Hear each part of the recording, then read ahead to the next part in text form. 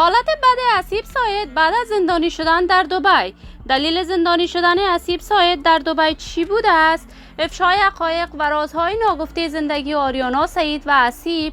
دلیل سفرهای آریانا سعید به دبی چی بوده است؟ دلیل دوری آریانا سعید از هنر موسیقی فاش شد.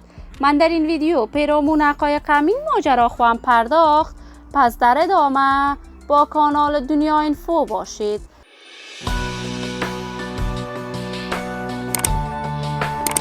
سلام و سلامتی ایام به کامتان باد. شما را خوش آمدید میگم به یکی دیگر از ویدیوهای جذاب کانال دنیا اینفو.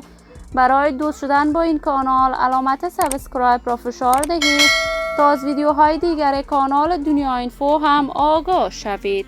آریانا سعید، هنرمند خوش صدای افغان، یکی از چهره‌های بی‌بدیل در هنر موسیقی افغانستان بوده است. صدای آریانا سعید صدای دلانگیز، سریله و خوشایند بوده است که تنین انداز محافل خوشی هموطنان افغانش بوده است. آریانا آهنگ‌های بیشماری برای دوستداران و طرفداران صدایش می‌سراید که مورد حمایت و تشویق گسترده مردم افغانستان قرار می‌گیرد. آریانا سعید در اصل تابعیت کشور انگلستان را دارد، ولی به خاطر کارهای هنریش به ترکیه و دبی سفرهای متعددی داشته است. آریانا چندی می شود به ترکیه سفر کرده است و از آنجا به دبی می رود. قرار است آریانا سعید در دبی رستوران زنجیره‌ای به نام خودش بسازد، ولی به دلیل نامعلوم اسیب ساید نامزد آریانا برای مدت 48 ساعت توسط پلیس دبی زندانی شد.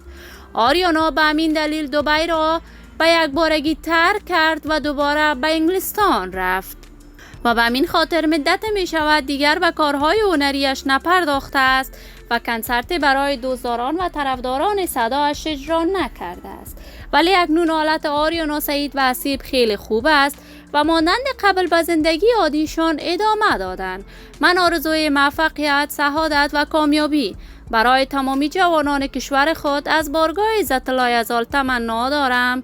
دوستان و عزیزان نهایت عزیزم، شما هم نظریاتتان را در بخش کامنت با من شریک بسازید. اگر تا هنوز عضو کانال دنیا اینفو نشدید، پس برای عضویت با این کانال علامت سابسکرایب را فشار دهید. این ویدیو را با دوستان و عزیزانتان به اشتراک بگذارید. تا درود دیگر تمام شما خوبان را به الله منان سپرده موفق و کامیاب باشید.